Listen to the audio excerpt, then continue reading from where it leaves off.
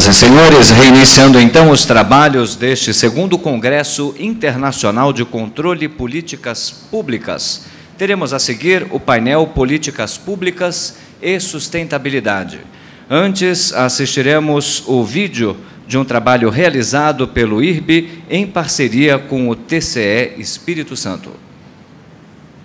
A Lei 13.019, que institui normas gerais para as parcerias entre a administração pública e as organizações da sociedade civil, passará a partir do dia 1º de janeiro de 2017 a vigorar também para todos os municípios brasileiros. O Instituto Rui Barbosa, em parceria com o Tribunal de Contas do Estado do Espírito Santo, disponibiliza gratuitamente um curso à distância. Acesse escola.tce.es.gov.br. Convidamos para presidir este painel o excelentíssimo senhor Domingos Taufner, conselheiro do Tribunal de Contas do Estado do Espírito Santo.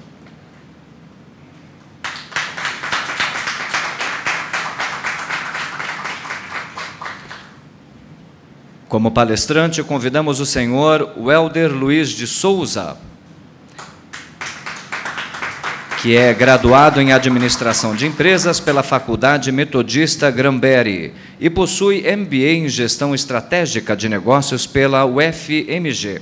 É coordenador do segmento de gás natural veicular, GNV, na Companhia de Gás de Minas Gerais, Gasmig, e coordenador do Comitê de GNV da Associação Brasileira das Empresas Distribuidoras de Gás Canalizado, ABGás. Possui experiência em consultoria empresarial, gestão da estratégia e mapeamento de processos organizacionais, gestão de projetos, políticas públicas, mobilidade urbana sustentável e estratégias para o desenvolvimento de novos mercados.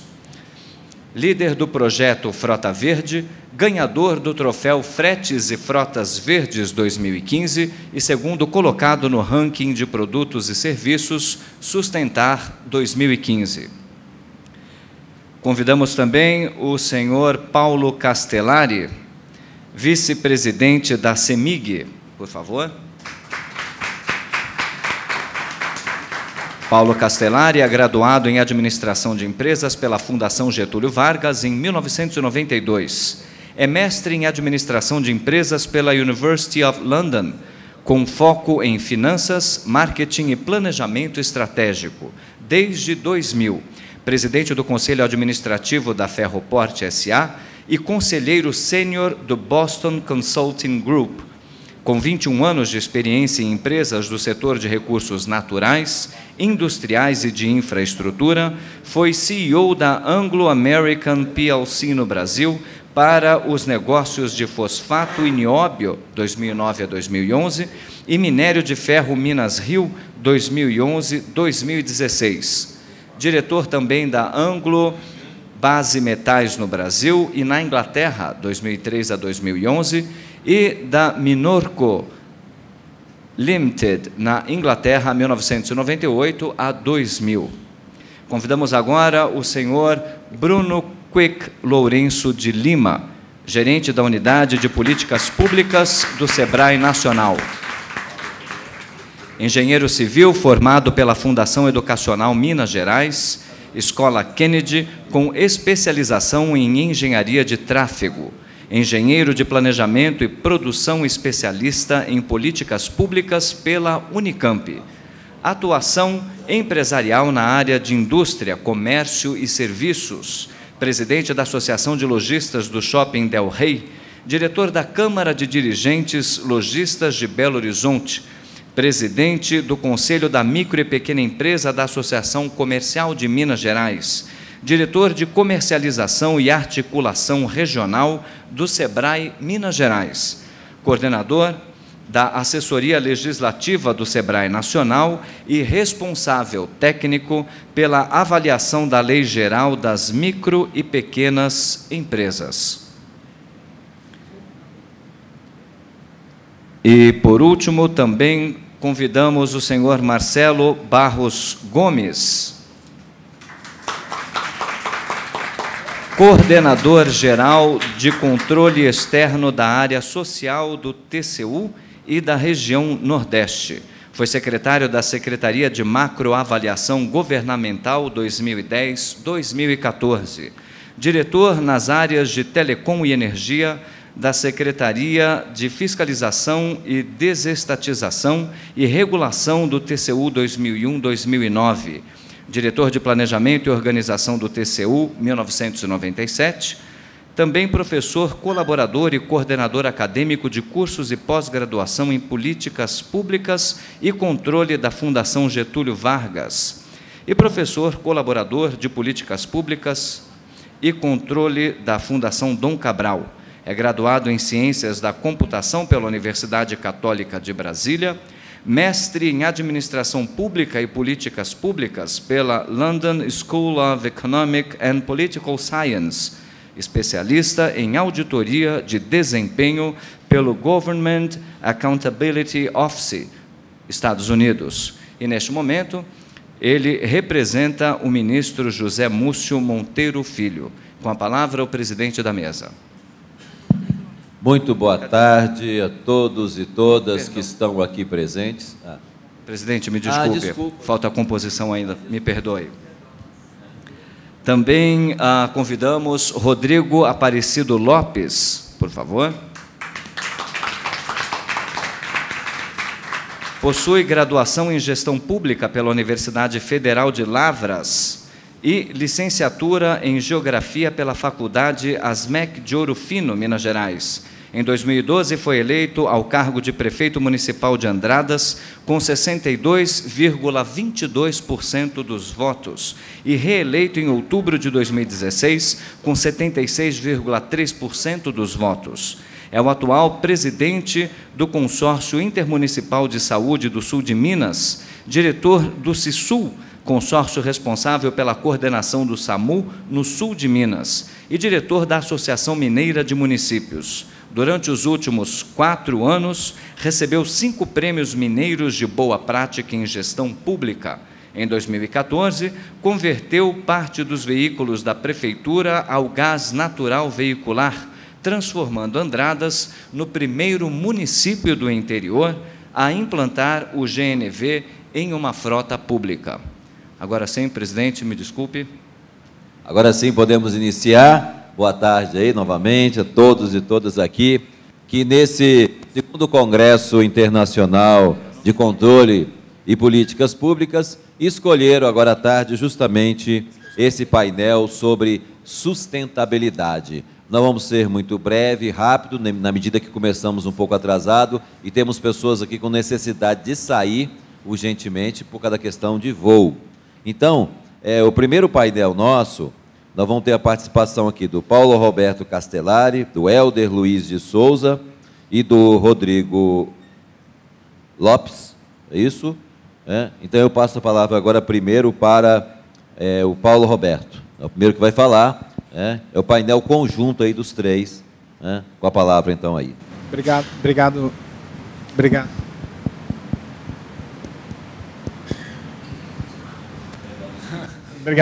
presidente.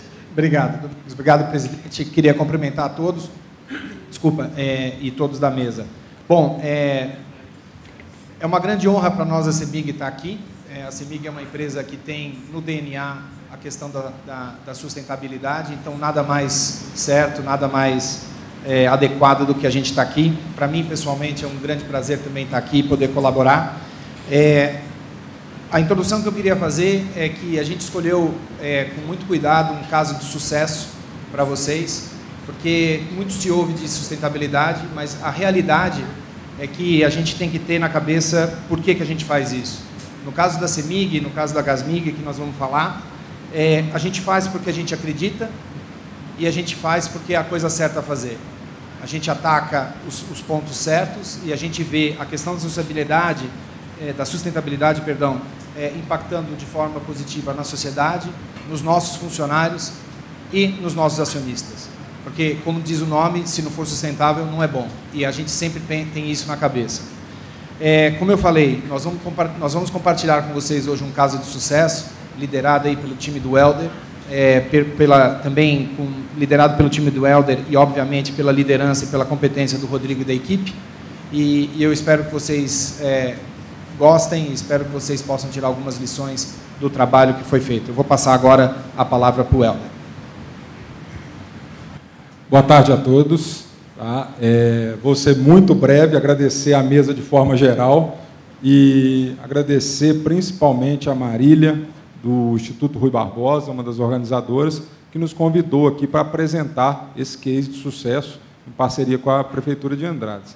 Então, eu vou dar um panorama geral do projeto. Tá? Esse projeto ele não se aplica só em prefeituras, ele aplica também em frotas privadas, aplica para as pessoas que têm, né, a sustentabilidade também como valor e que tem um veículo que roda mais para ir para o trabalho. Então, é um projeto que ele é amplamente aplicável no dia a dia aí de quem se locomove usando o automóvel. Né? Então, bem rapidamente, né, esse painel é muito adequado, eu gosto muito desse slide das minhas palestras. É o seguinte, primeiro, os projetos sustentáveis são aqueles que têm que ser mais econômicos, né, menos poluentes e com maiores benefícios sociais possíveis. E é difícil a gente achar um projeto que une tudo isso. Ou um projeto ele é mais sustentável, né, menos poluente, mas custa mais caro. A gente dá um exemplo hoje do carro elétrico, é fantástico, mas custa mais caro. Né? Então, né, se fala muito de ônibus elétrico, pensa bem, o impacto de um ônibus elétrico é mais caro na tarifa. Então, você ia ter um ônibus ambientalmente correto, mas que ia ter uma tarifa mais cara para o usuário. Então, ele não é um projeto com benefício social ampliado. Né? Então, esse é o conceito de projeto social. Tem que ter esses 3 pilares: economia, meio ambiente e a questão social. Então, né, a gente concebeu esse projeto Frota Verde através do gás natural veicular, que é uma tecnologia que está madura, né, já vem aí desenvolvendo ao longo do tempo, e que a gente consegue, né, uma redução considerável de emissões com um benefício econômico ainda por cima. Né, e foi o que a gente propôs aí tecnicamente, e o prefeito, né, o Rodrigo, abraçou isso lá em Andradas. Então, vamos falar rapidamente. Né, você tinha aí equipamentos de gás, quem já teve carro a gás, ou algum parente que tem carro a gás aí sabe. Você tinha os kits mais antigos, onde você tinha uma série de problemas técnicos, perda de potência e tudo. Então, hoje, esse processo, né, de conversão ele é muito simples, dura menos de um dia, e os equipamentos também evoluíram. Então, né, quem tinha algum preconceito com o kit gás, aí, a gente usa esse slide, né, que é realmente uma quebra aí dos paradigmas, né, quebrando os mitos. Né, você tinha um telefone que só ia autonomia até onde o fio vai, computador verde dava uma dor de cabeça danada, e a TV que você tinha que medir a estante para ver se ela cabia. Hoje você tem aí o telefone, né, não é nem um telefone, é um smartphone. Né, o computador que te dava dor de cabeça, você fica brincando. Hoje tem até as crianças, ficam vendo vídeo no tablet e não tem nenhuma contraindicação, porque tem uma tela de retina que protege, né, não dá mais dor de cabeça. E a televisão acabou aquele dilema da estante, você pendura lá na parede. Então, né, ninguém ficou parado nesse tempo. Então, os equipamentos de gás natural evoluíram muito. E aí, justamente por essa evolução que foram possíveis esses resultados. Né? Então, esse projeto ele tem um alinhamento com a sustentabilidade, porque ele é economicamente viável, reduz as emissões de poluentes, né, e gera mais benefícios sociais. É legal que esse benefício social, vou apresentar para vocês, mas o que tem a ver o gás com benefício social? Vou falar um pouco e o prefeito vai, né, ratificar o que eu estou falando com os números.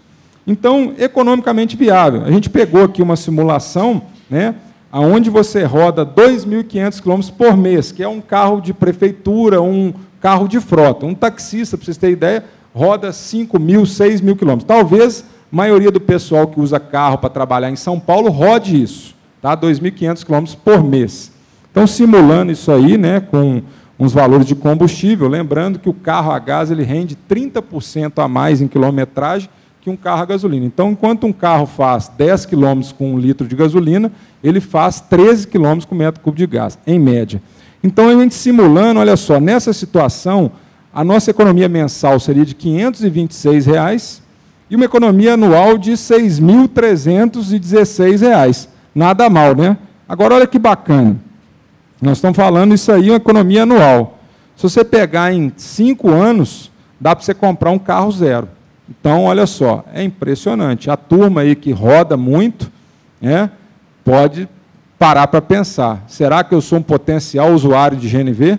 Rodou mais que 50 km por dia, pode começar a pensar. Então, né, falando da questão ambiental, então, cumprimos o primeiro pilar, então, realmente é economicamente viável, né? Na parte ambiental, a gente fez alguns ensaios, tomamos por base o inventário de Belo Horizonte, né? E você vê que 71% das emissões hoje de gases nocivos, né, ao meio ambiente vem do setor de transporte. Vamos falar, mas ônibus é diesel, polui muito. Engano da turma, porque 37% dessas emissões vêm da gasolina. Então, você fazendo qualquer alternativa para substituir a gasolina, você já vai estar contribuindo para a redução aí de material particulado e emissões na atmosfera, né? E aí a gente fez esse projeto. Você, né, tem um zoom aí onde mostra que a nossa redução de CO2 é algo em torno de 20%. Né? O pessoal acha que é muito pouco, 20%, mas 20% é a meta aí pactuada na primeira instância de reduzir, né, as emissões aí no nosso país, né?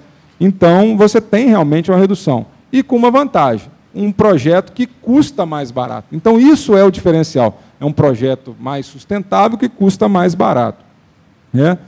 E os benefícios sociais, pô, mas o que tem a ver o gasto com benefícios sociais? Pense bem, uma frota de uma prefeitura, por exemplo, igual Andradas, igual São Paulo, igual qualquer uma outra que tem uma frota própria. Você tem um gasto aí, que é esse gasto integral com combustível líquido. Quando você coloca os GNV na sua frota, você tem uma redução automática de, em média, 50%. Então, olha só, você gastava um inteiro, está gastando metade. E o que você pode fazer com a outra metade? Justamente isso aqui, ó. Você pode investir esse dinheiro em programas sociais, como merenda escolar, incentivo ao esporte, saúde, e aí fica a cargo da administração pública, que é você ter uma eficiência maior com o dinheiro aí arrecadado pelos cofres públicos. E aí eu vou passar, né, a bola para o nosso prefeito aqui, que é um grande parceiro, né, agradecer toda a equipe dele também, a Vívia está sempre conosco aí, né, não está na mesa, mas com certeza está no apoio, e é isso aí, gente.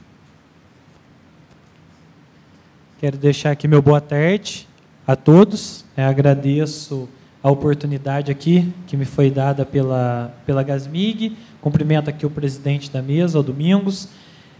Hoje eu estou prefeito de Andradas, uma cidade de 40 mil habitantes, localizada no sul do estado de Minas Gerais. E assim que nós assumimos a administração, né, ganhamos a eleição em 2012, mesmo antes de assumir a administração, o Helder nos procurou para falar dessa possibilidade, né, de se fazer um projeto piloto com uma frota verde, né, que teria uma potencial economia. Nos apresentou um resultado que já havia sido realizado no município, dentro ainda da gestão anterior, que seria uma proposta, e dentro desses resultados ele nos mostrou essa economia em números e essa possibilidade de estar fazendo um processo de mais eficiência na aplicação do recurso público. Nós gostamos muito da ideia, como bons mineiros que somos, a gente sempre é um pouco desconfiado, a gente vai, né, quer avaliar se de fato o projeto funciona, mas os números do projeto piloto eram incontestáveis, né? Nós olhamos e decidimos dar o primeiro passo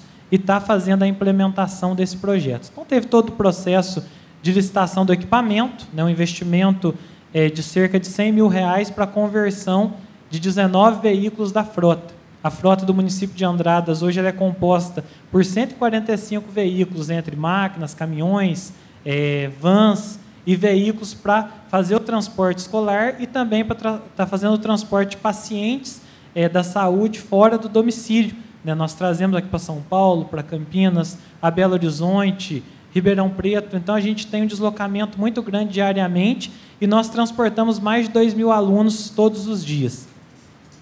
Então, o princípio, né, até um princípio legal previsto, a economicidade, ela diz respeito a saber se foi obtida a melhor proposta para a efetuação da despesa pública, isto é, se o caminho perseguido foi o melhor e mais amplo para que chegasse à dispensa e se ela fez com que a modicidade dentro, enquanto a equação custo-benefício, ou seja, o dinheiro foi aplicado, o custo dele né, ele foi bem usado. O que nós vemos hoje no Brasil é se falar da má gestão, né, da falta de gestão na aplicação dos recursos.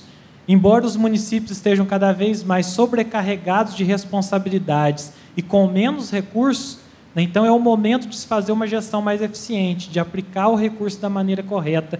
E o princípio da economicidade, né, com certeza, ele é um princípio que deve ser respeitado pelo gestor público, sobretudo o gestor público municipal.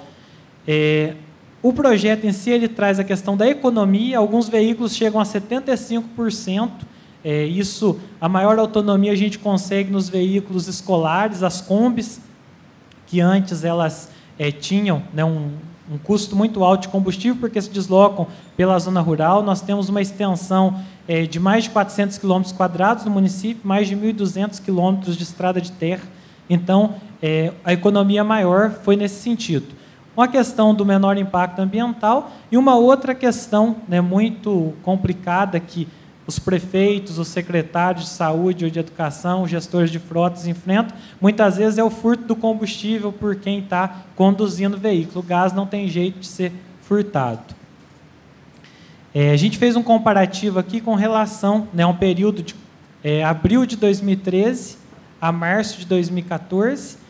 Nós andamos com esses 19 veículos 1.713.770 quilômetros. E nós tivemos um custo de R$ 253.868 de combustível.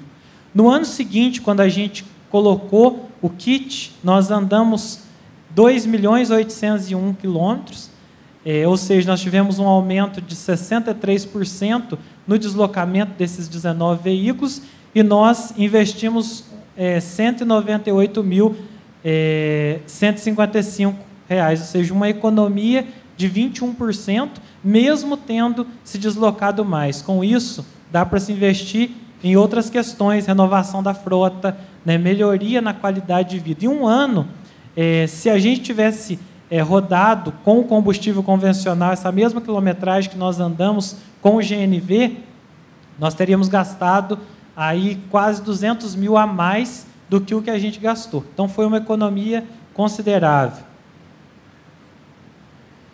Então, né, a conversão desses veículos, certamente, ela trouxe nessa economia, é uma possibilidade de uma prática. Nós temos hoje, que foram adquiridos nesse último ano, mais 17 veículos com compatibilidade de conversão. Nós estaremos fazendo já no início do próximo mandato. E nós acreditamos que essa é apenas uma das práticas. Nós conseguimos fazer uma administração de 4 anos com diversos projetos, né, que viabilizam a questão de uma gestão eficiente na saúde, na educação, na questão social, na questão de meio ambiente. Foram inúmeros projetos. Nós tivemos aí 5 prêmios pela Associação Mineira de Municípios de Boa Prática na gestão municipal e nós tivemos um prêmio pelo Ministério Público do Trabalho por uma ação desenvolvida pela Escola de Período Integral que comprovou essa questão da conscientização contra o trabalho infantil. O que eu quero dizer para isso? Com isso, que a sustentabilidade ela vai muito além da questão simplesmente da poluição ambiental. É a sustentabilidade financeira que o município necessita. Né? Nós, como entes federados municipais, que, como eu já disse anteriormente, temos uma receita aquém das necessidades da nossa população, e a população que sabe onde o prefeito mora, né, que vai na casa dele, que requer uma vaga de hospital, que está em busca de um remédio. Participamos mais cedo do painel aqui a respeito da judicialização. Essa população clama por uma gestão eficiente.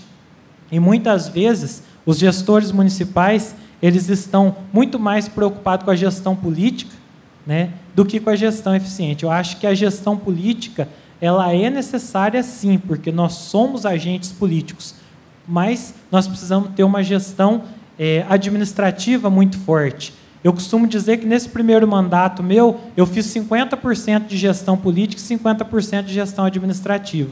E eu tenho uma meta para o próximo mandato, que é fazer 80% de gestão administrativa e 20% de gestão política, porque nós precisamos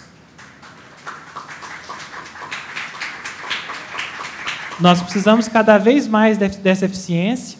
E eu pude sentir na população do meu município que, há um ano atrás, eu precisei tomar medidas de austeridade devido ao cenário financeiro e econômico do município. E eu fiz cortes significativos no ano eleitoral. E todo mundo dizia que eu não seria reeleito porque eu tomei medidas impopulares no ano eleitoral. Isso, com certeza, vai contra os princípios eleitorais, de marketing e tudo mais.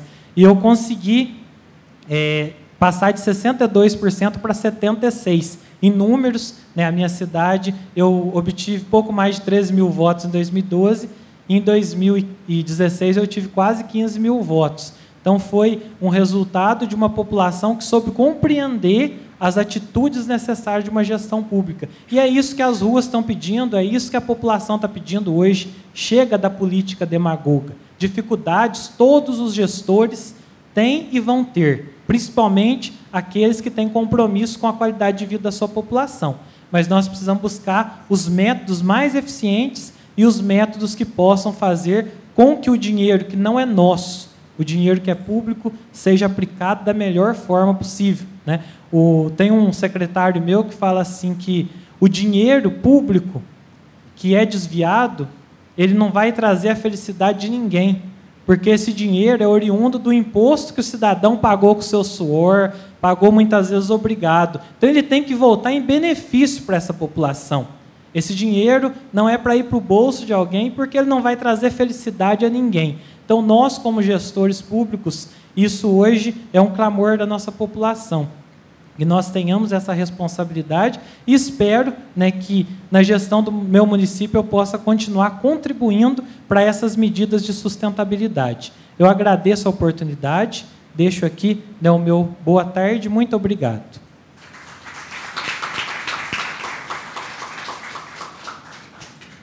Parabenizo aqui e agradeço, importante projeto. Passo agora rapidamente para o senhor Bruno Kik, gerente de Políticas Públicas do SEBRAE Nacional e um grande parceiro aqui do Instituto Rui Barbosa e da Tricom. Boa tarde a todos, boa tarde. Cumprimento aos colegas da mesa aqui, na pessoa do conselheiro Domingos, um dirigente que tem somado força nessa parceria que nós temos com o Instituto Rui Barbosa, com a própria Tricom, e aos presentes aí assistindo, participando, na pessoa de Jair Santana, professor, nosso companheiro de luta aí também, na questão, sobretudo das compras locais, da compra dos pequenos negócios. Eu vou fazer uma apresentação rápida, nós temos um problema de horário, né, Jair? Mas vou tentar, mais do que apresentar slide, passar alguns conceitos, alguns movimentos que a gente entende no Serviço Brasileiro de Apoio à Pequena Empresa, que são interessantes, são importantes para o país, para os negócios, para as pessoas. Ou seja, a gente de fato busca atuar na perspectiva da sustentabilidade. Então, essa questão do uso consciente, seja do combustível, da natureza do combustível, de, enfim, consumir o mínimo e da melhor forma possível, né? É algo absolutamente fundamental. Nós estamos ainda longe disso. Queria comentar que, se a gente transporta essa realidade para as pessoas físicas, o Brasil é um país que a frota de veículos, por mais que tenha renovado, os carros antigos custam a sair de circulação, dado a incapacidade econômica das pessoas de buscarem veículos mais eficientes.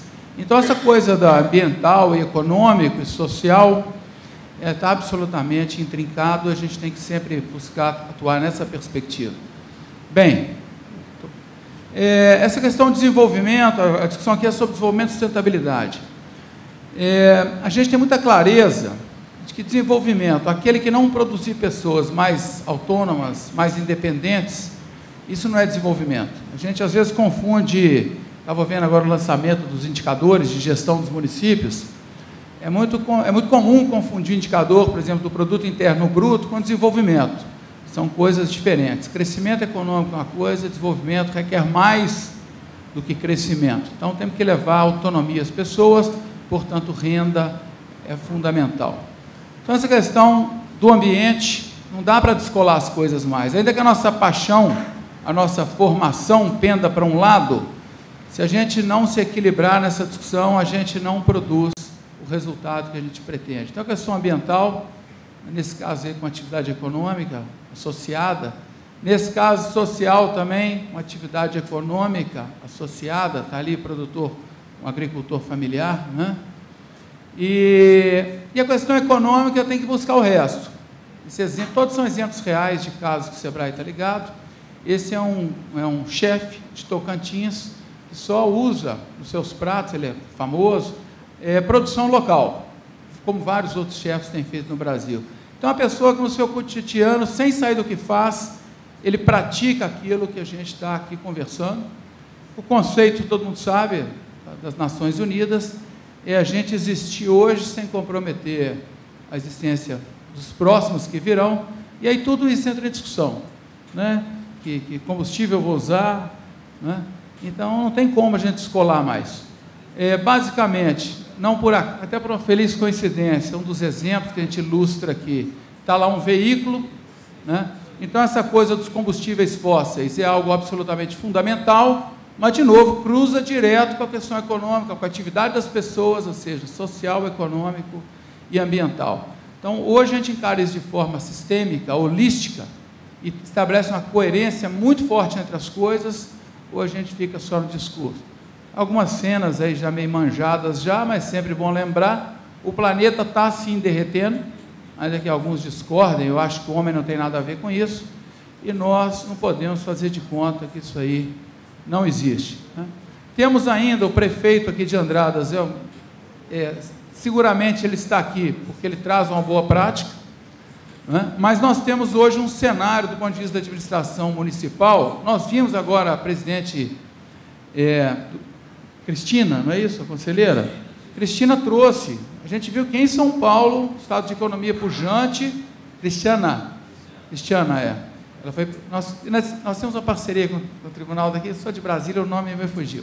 Mas ela mostrou que mesmo o índice de gestão dos municípios paulistas, que são melhores, a melhor média brasileira, a gente assistiu que houve uma perda de eficiência, né? E de efetividade. Então, a gente realmente tem um desafio, porque no que a gente fala de política pública, a política pública pressupõe a ação do Estado, seja direto, seja indireto, seja por delegação. Então, se o Estado ele recua na sua relação com as políticas públicas, com a eficácia, isso é muito preocupante, e nós temos uma agenda muito importante aí. O Brasil está se descobrindo. Do mesmo jeito que está mudando a frota, o combustível, nós temos outros recursos, outras questões, a gente dá uma mudada aqui no Brasil. Então, basicamente, essa questão da importância de nós trabalharmos no campo do social, questão da inclusão. Nós temos muita pobreza ainda, o desemprego é uma das coisas mais críticas, mais agressivas do ponto de vista social, seja da dignidade, autoestima. A questão, o caminho é a oportunidade econômica. A grande discussão hoje no Brasil é como é que retoma o desenvolvimento, um desenvolvimento que produza oportunidade de trabalho e renda. E outra coisa, quem teve algum pé na roça, eu tenho pé na roça, a gente via, ou vê ainda, as pessoas muitas vezes colocarem em fogo, aquele incêndio criminoso, para matar a floresta, para ter lenha. Não sei se vocês sabem disso, né? Então, assim, não adianta. Se o cara tivesse um botijão de gás, talvez ele estivesse cuidando ali da floresta e não botando fogo, né? Então, a gente tem essa questão da sustentabilidade. Eu vou trazer rapidamente algumas coisas que tem interseção com o que o Sebrae faz. Trabalho lá, o que nós podemos fazer junto com as prefeituras? Espero que o Sebrae seja bom parceiro lá, prefeito. Se não for, estão prontos, estão doidos querendo ser. Então, essa questão, primeiro, da lei geral. O Brasil, a gente construiu um estatuto para os pequenos negócios, não para fazer graça para pequeno negócio, para ter um país equilibrado. Eu vou dar um dado só, que não está escrito aqui. Há 10 anos atrás, nós tínhamos no Simples, 1.134.000 empresas ativas. O Brasil já tinha quase 200 milhões de habitantes. Então, olha a relação de empresa para população. Hoje nós estamos caminhando para 12 milhões de empresas no Simples. Isso tem uma importância absurda nessa equação da sustentabilidade, porque nós estamos formando um tecido econômico, e na medida de dar chance para essas empresas crescerem, elas empregam mais, elas distribuem mais renda, então elas desempenham um papel fundamental em fazer esse ciclo aí da prosperidade. Precisamos trabalhar do ponto de vista do poder público a questão do zoneamento, fundamental, cidades em região de bacias, enfim, essa questão de reservas. Não tem como o poder público municipal ir olhar para isso do ponto de vista, inclusive, de oportunizar atividade econômica, que seja compatível. Hoje o turismo ecológico, enfim, a questão da manejo sustentável, política nacional de resíduos sólidos é absolutamente fundamental, gera inclusive oportunidade econômica, e a questão do plano diretor, do PPA, essa parte de institucionalizar as políticas, porque essa coisa do voluntarismo, o Brasil, eu creio, esteja virando esta página agora. Nós já fizemos alguns movimentos aí meio, eu diria, excêntricos, no sentido de marcar a mudança, mas enquanto a gente achar que tem Salvador da Pátria, nós estamos lascados. Pois bem, e aí essa lei geral, não está aparecendo uma imagem no meio, que é aquela do ambiental, econômico e social, mas se nós olharmos os capítulos do Estatuto, que é uma lei complementar, cada dispositivo, cada política dessa que desdobra do Estatuto Nacional, ele tem uma conexão, seja com a questão ambiental, seja com a questão social ou econômica. Por exemplo, as compras locais, a preferência para comprar dos pequenos. O conselheiro presidente Sebastião conta que em Minas, em 4 anos, a participação dos pequenos negócios, da economia local, nas compras das prefeituras foi multiplicado por 6. Dá para imaginar a transformação que isso é em termos de irrigar a economia local, gerar oportunidade de trabalho e um viés social gravíssimo, importantíssimo, manter os filhos perto dos pais. Os filhos saem da cidade por não terem onde estudar, e quando vão estudar em outra cidade, descobrem a oportunidade econômica que não tem na sua cidade e nunca mais voltam.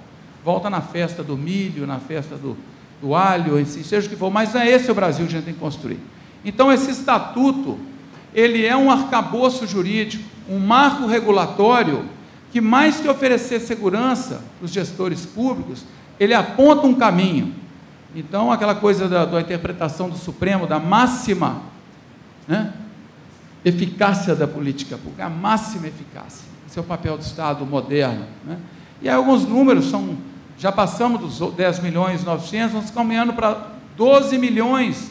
Todos os municípios do Brasil têm um microempreendedor individual, tem uma microempresa, tem uma empresa de pequeno porte, tem um agricultor familiar, ou tem um pequeno produtor rural. Então, esta é a força que está aí. Está tudo sacudindo e eles estão aí.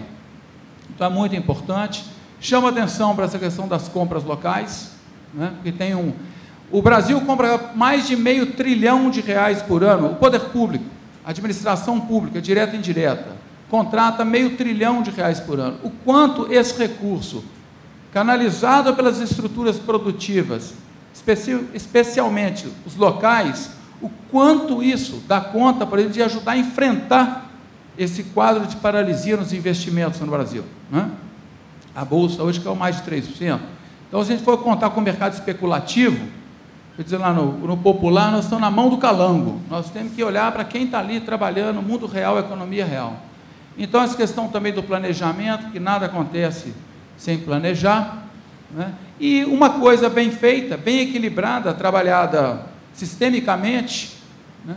Ela traz, de fato, o que a gente quer, que é o desenvolvimento sustentável.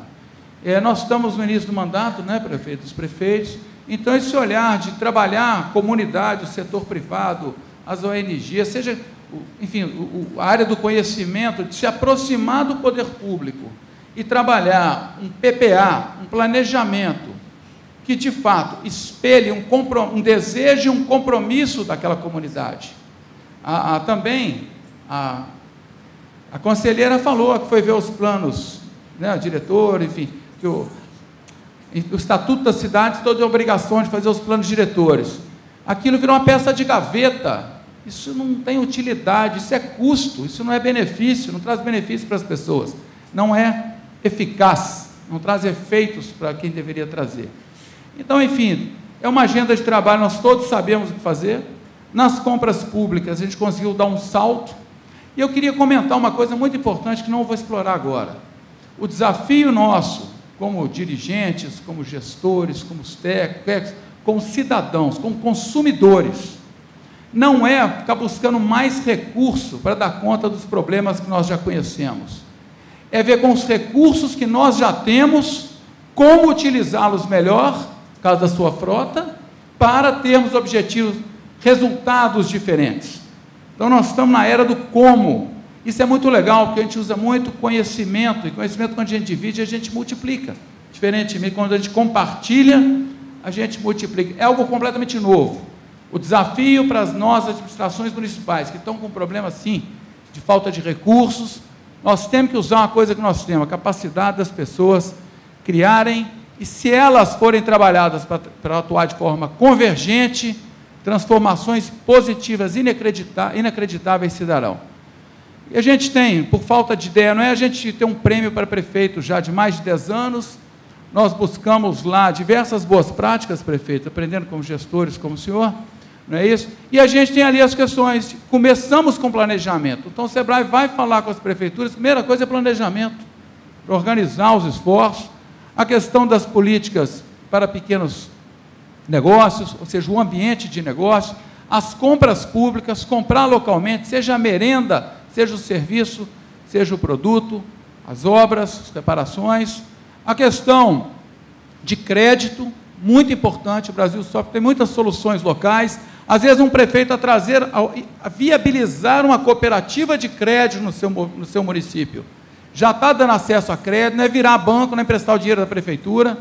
A questão do microempreendedor individual, são 6 milhões e 800, é um fenômeno, em um lugar do mundo, em 5 anos, são quase 7 milhões de microempreendedores individuais, que seria do Brasil hoje, que esse desemprego não fosse essa possibilidade, o jeito de encontrar dignidade e legalidade nas suas atividades como empreendedor individual.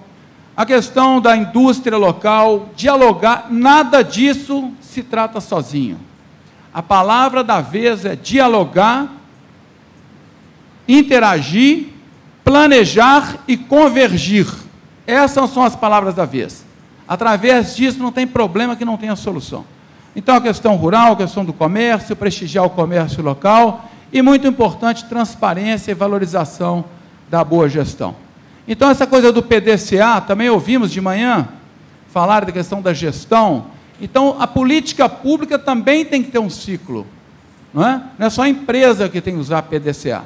Então, planejar, agir, monitorar, melhorar. Está aí, a gente colocou a atuação do SEBRAE em políticas públicas, a gente usa isso direto. Por isso, o Estatuto da Pequena Empresa foi alterado 7 vezes. 7 vezes, buscando melhorar uma política pública nacional. E cada vez mais colocando o protagonismo próximo das pessoas e na instância de Estado que tem contato com as pessoas, na realidade, que é a Prefeitura Municipal. E todos nós, seja Tribunal de Contas, é nessa perspectiva. Ou a gente aproxima do cidadão brasileiro, ou nós vamos continuar assistindo coisas que nós estamos assistindo hoje e não queremos ver mais. E aí esse negócio desconfigurou, é o seguinte, mas tem uma coisa que nós falamos, a gente fala, mas a gente não encaixa nisso. A gente precisa, para falar em sustentabilidade, de cuidar do social, do econômico, como porta de entrada para a emancipação, e do ambiental, para a questão do futuro. Mas nada disso viabiliza, sobretudo os 3, sem a questão da governança. E governança é apropriação, é envolver e saber quem que deseja que aquilo aconteça e vai cuidar para que isso se realize. E aí tem um projeto que eu não vou falar agora, chamado Líder, que tem muito a ver com consórcio, prefeito. A gente já aplicou alguns no Brasil e todos eles estão invariavelmente levando a formação de consórcios de desenvolvimento, que são consórcios multifinalitários, públicos multifinalitários, e que eles buscam basicamente resgatar elementos necessários à própria governança. Governança é o último módulo em que é a institucionalização do projeto. Então a gente chama atenção para isso. Não tem governança sem identidade, não tem governança sem compartilhamento, sem liderança, sem negociar, sem visão de futuro, enfim. E a gente, então, durante 9 meses, trabalhamos com um grupo, em encontros. Então, a bola da vez, nosso SEBRAE fazia muita coisa, mas a gente está acostumado a ver muita coisa ficar para trás, não se sustentar. As coisas só se sustentam se elas permeiam a realidade, se elas permeiam as pessoas, e essas pessoas, quando a coisa é boa, não querem que pare e cuidam para que isso, então, aconteça, que se sustentem no tempo. Então, eu queria chamar a atenção só para essa questão. A gente é capaz de imaginar muita coisa, seja essa política de renovação de frota, seja a questão de expandir o consumo de gás, mas se a população, se o cidadão não se apropriar dessa política, não tem governo que empurre isso para frente. Então, um cuidado que nós temos que ter é comunicar muito, deixar claro o benefício para as pessoas que são os usuários finais. Isso é a base da democracia, isso é a base da governança, isso é a base da eficácia e da sustentabilidade. Nós temos gastado muito tempo. Dá mais trabalho, se quer chegar rápido, vai sozinho. Quer ir longe, vai junto. Então, sustentabilidade é ir longe, olhar para o futuro. Então, a gente trabalhar hoje é trabalhar junto e para que as coisas se sustentem. Muito obrigado.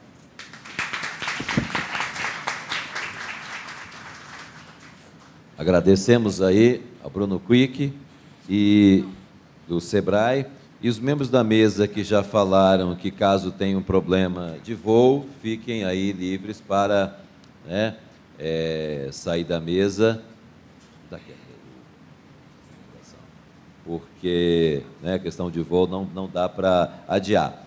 Antes de passar aqui para o Marcelo Barros, né, que é do TCU e até já participou de alguns eventos lá no Espírito Santo com a gente, né, parceiro importante aí, né, em vários trabalhos. No início, nós passamos aqui um videozinho para vocês, da Lei 13.019/2014, explicar rapidamente sobre ela e o que ela tem a ver com a sustentabilidade. Esta lei, ela vai vigorar a partir de 1º de janeiro de 2017, justamente para os municípios. Já vigora para os estados e a União. Então, as parcerias do poder público com as entidades da sociedade civil, a partir de 2017, nos municípios, serão regidas por essa lei. No Brasil todo foram feitos, 2014, 2015, vários seminários com entidades da sociedade civil e que mobilizou muita gente.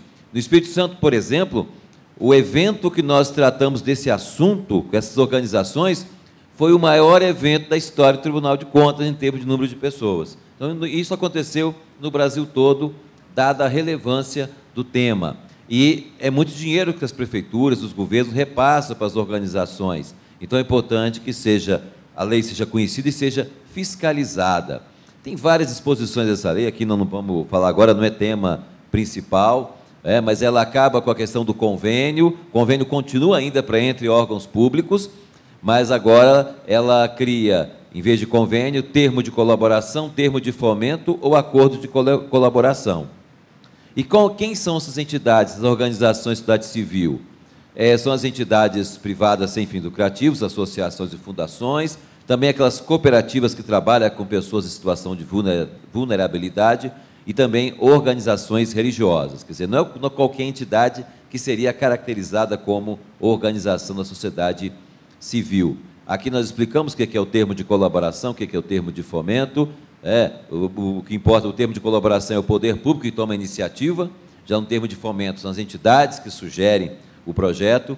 Já o acordo de cooperação não envolve repasse de recursos. São cooperações entre o poder público e a sociedade civil, mas sem envolver diretamente repasse de recursos. Tem várias questões que ela não se aplica, transferência na questão de emendas parlamentares, Sistema Único de Saúde, contratos com termos de parceria com organizações sociais, com OCIPs, e uma série de fatores aí que a própria lei, existiu uma redação original da lei, que depois foi adequada, a redação original ela não era muito clara, a redação posterior melhorou, especificando exatamente aquele tipo de coisa, de cooperação que não é regido pela lei. No Brasil, a gente tem dificuldade de segurança jurídica, né? Essa lei veio para dar segurança jurídica a essa relação. Nós temos a questão de sustentabilidade, que a entidade terá que comprovar que ela tem sustentabilidade. Vários artigos da Lei 13.019 vão nesse sentido. Inclusive, tem alguns benefícios aí que essas entidades podem receber, como, por exemplo, doação de bens que não servem mais para a administração pública, mas que podem ser usados pelas entidades, mas aí, para receber também, ela tem que comprovar que ela trabalha na defesa, preservação e conservação do meio ambiente e promove o desenvolvimento sustentável. Quanto às parcerias que já estão existentes, elas continuam até findar o convênio ou o tipo de parceria anterior. Mas aí qualquer parceria nova a partir de janeiro do ano que vem é com base nessa lei.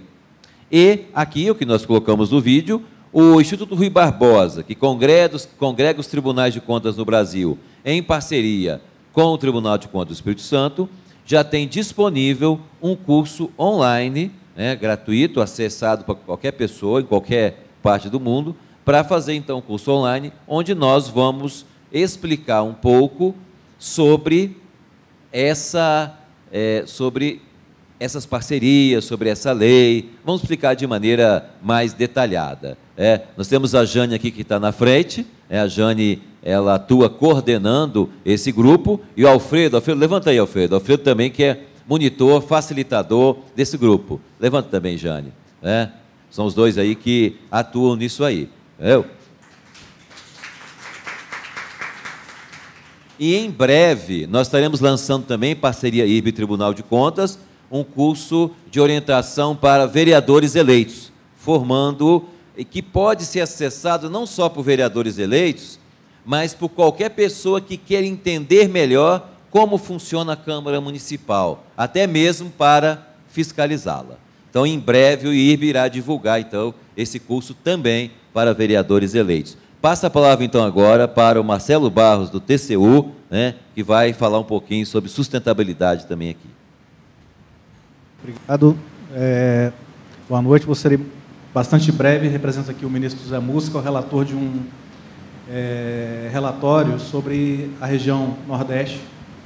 E a notícia fundamental aqui é que o Tribunal de Contas da União passa agora, conselheiro, vocês do Espírito Santo, que tem um planejamento estratégico exemplar e também uma participação cidadã para o controle externo, a olhar o território como foco de desenvolvimento sustentável e entender a relação da União e dos recursos disponibilizados para a gestão do território. Só passa, por gentileza. Obrigado. E isso é uma novidade no tribunal, esse recorte territorial, e acredito que os colegas aí de tribunais de contas e também dos estados podem se apropriar depois do resultado desse relatório sistêmico para entender como que o controle pode olhar questões que afetam a sustentabilidade do desenvolvimento nesses três enfoques: o econômico, o social e o ambiental. A região Nordeste é uma região específica, ela historicamente tem 3,6% do PIB nacional e o dobro da população. Então, é uma região que contém muita desigualdade. Fizemos também nesse relatório um levantamento sobre dependência de repasses entre estados e municípios. Isso vai ser muito útil para a utilização do Tribunal de Contas nos estados e também para os gestores em todos os níveis. A exemplo, nos últimos 15 anos, senhores e conselheiro da mesa, foram disponibilizados para estados e municípios pela União 11 trilhões de reais. É um número muito grande. Esse levantamento não existia ainda, fora os recursos do orçamento. E para o Nordeste, 2 trilhões.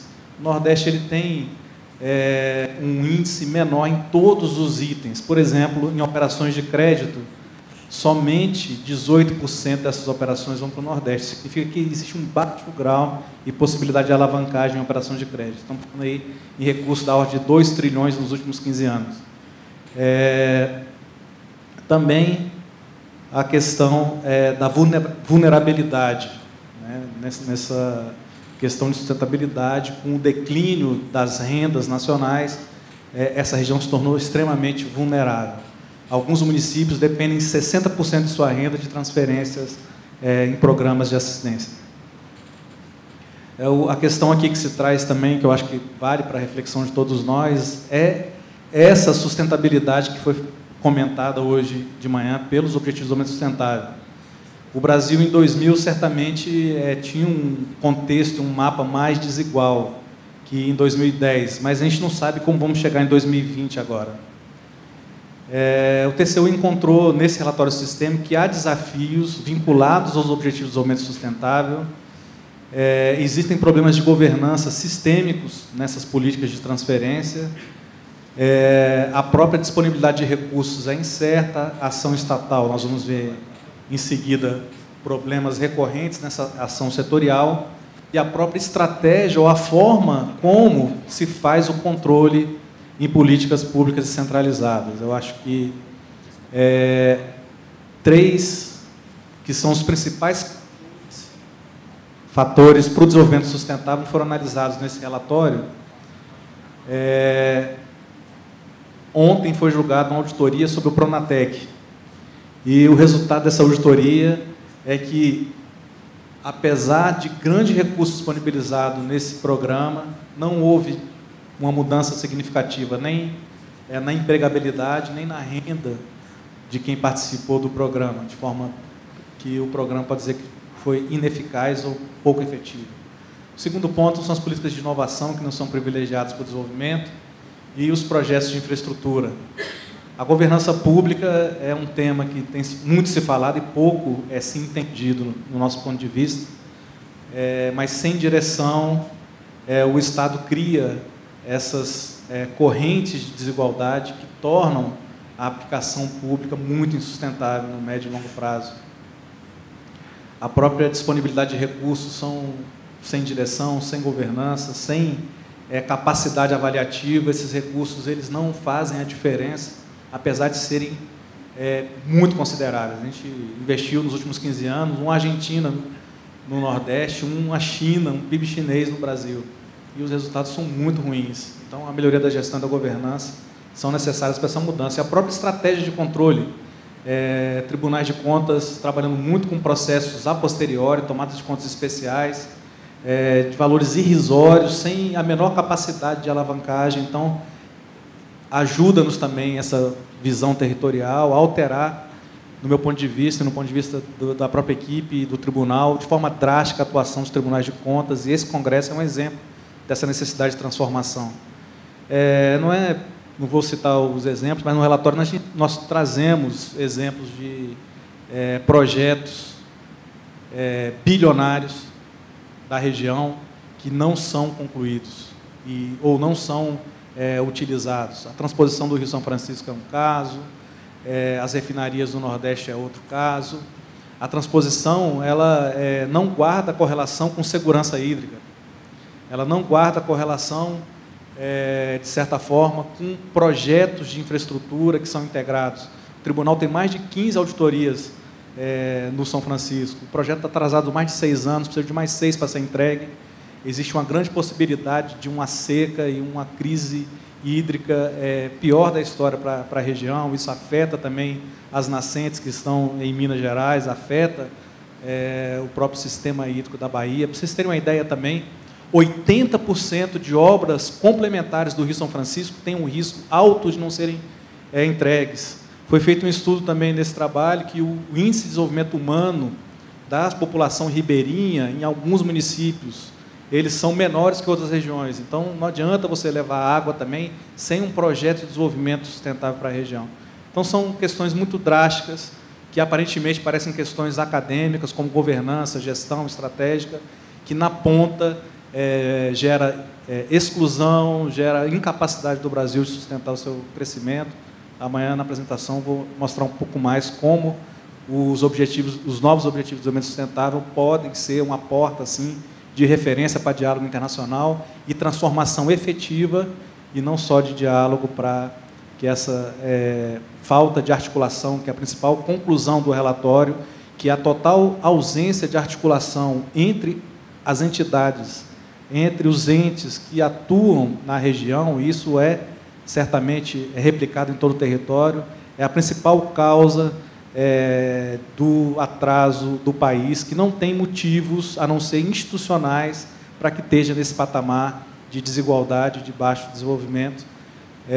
Por isso, estamos propondo essa parceria 2030, com base nos Objetivos de Desenvolvimento Sustentável do milênio, e acreditamos que estamos, na prática, implementando o Objetivo 17 da Carta da ONU, que é a construção de parcerias E eu tenho certeza que o exemplo que os tribunais de contas têm dado no Brasil para a construção efetiva de parcerias pode fazer a diferença e a transformação da atuação do Estado para a construção do diálogo, da estratégia, sinergia e integração de políticas públicas.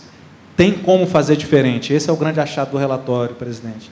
Tem como fazer diferente, basta que haja essa integração, esse diálogo maior e uma vontade técnica e política de transformar os temas estruturantes em temas transversais e relevantes, profissionalização e capacidade estatal para o retorno da confiança pública. Fizemos um diálogo público no dia 21/6, no Banco do Nordeste, com todos os governadores, sob a presidência do ministro José Múcio, todos os ministros do Tribunal, a Tricom e IRB, onde foi feito um diagnóstico conjunto da necessidade de se atuar de forma sinérgica, coerente e consistente para a transformação da região. Dia 8 e 9 em Brasília, vamos já trazer uma vertente de transversalidade para a visão de curto prazo e um plano de ação de curto prazo, contemplando essa integração com órgãos federais, estaduais, alguns municípios, também organizações como o Banco Mundial, BID e PNUD. E a mensagem principal que fica desse relatório sistêmico do Tribunal de Contas da União é essa necessidade de aprofundamento do diálogo permanente, de ações integradas. Hoje existe uma pulverização de ações que não geram efeito ou resultado, e uma visão de longo prazo para o país. E isso, se não fizermos, em 2030, a gente vai estar discutindo uma nova agenda com um patamar menor de integração para o nosso país, e isso não é necessário que seja feito. A gente pode fazer diferente, fazer a diferença. Amanhã eu vou falar um pouco sobre os principais ganhos que outros tribunais de contas podem ter e outras regiões também, quando formos fazer esse relatório, o Tribunal de Contas da União, em outras reuniões, em parceria com os TCEs. Primeiro, uma coisa é gasto, a outra é a qualidade do gasto. 11 trilhões podem significar baixa efetividade. Então, não adianta investir mais um PIB chinês em 15 anos se não houver integração, colaboração e sinergia. Esse é o segundo aprendizado. O outro, não há que se falar em abordagem estanque para tribunais de contas. A gente tem que integrar o financeiro com a conformidade e o desempenho de forma a alcançar diálogo e cooperação para resultados. Convergência internacional. Se outros países não fazem, se o CDE não aplica para os seus países, a gente não tem que tomar aqui no Brasil como o reinventor da roda. Vamos usar as práticas internacionais de sucesso para transformar a nossa nação. Então, essa convergência do país às práticas internacionais é muito relevante. E as auditorias coordenadas, é o último tópico que eu digo, elas são um exemplo da capacidade do sistema de controle auxiliar os executivos e as empresas a construírem melhor esses resultados. Então, estamos fazendo trabalhos atualmente na área de previdência, monitorando o ensino médio, segurança pública, vamos fazer o ano que vem, saúde, governança e gestão também é um trabalho que foi feito. É isso. A agenda não é uma panaceia e nem existe um roteiro de como o Brasil vai se transformar se nós não entendermos, internalizarmos e interiorizarmos essa agenda, e é fundamental o papel dos estados e municípios, porque lá é onde ocorre a política pública. Mas sem também o papel da União, a gente não alcança os resultados almejados. Muito obrigado.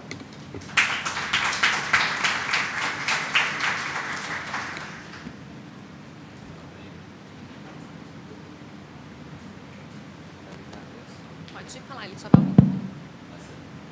Parabéns aí, Marcelo, pela sua fala, né, representando aqui o ministro José Múcio, e abordou muito bem essa questão do TCU, especialmente agora ao final, registrando as auditorias coordenadas entre o TCU e os tribunais de contas do Estado e município de todo o Brasil.